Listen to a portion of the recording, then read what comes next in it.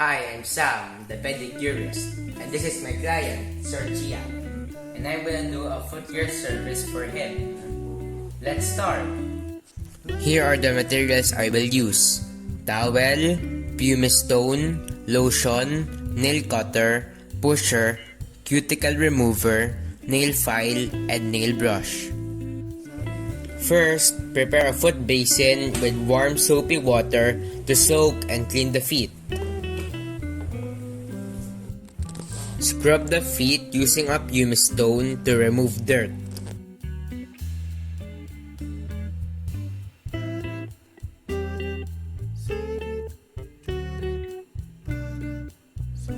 Dry the feet using a towel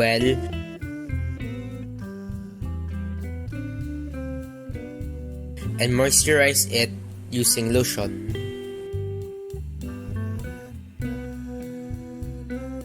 Use a nail cutter to trim the toenails.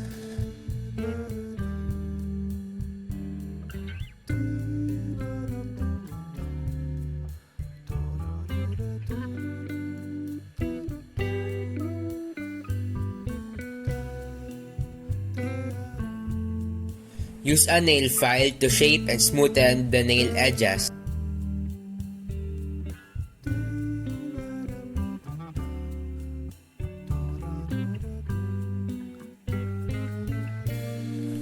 Apply cuticle remover to the toenails and let it sit for around 1 to 2 minutes.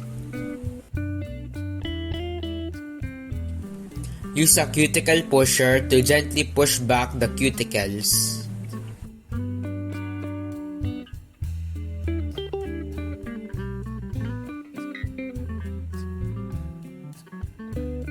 And to remove the dirt between the nail wall and under the free edge.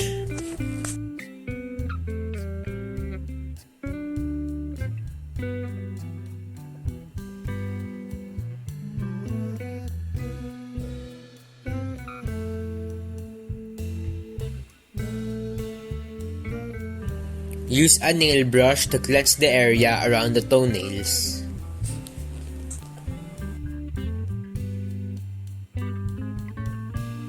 You can also give a foot massage.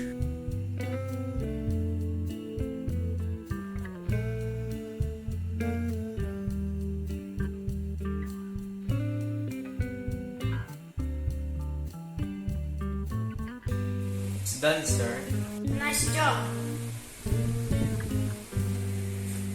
Thank you. Thank you, sir.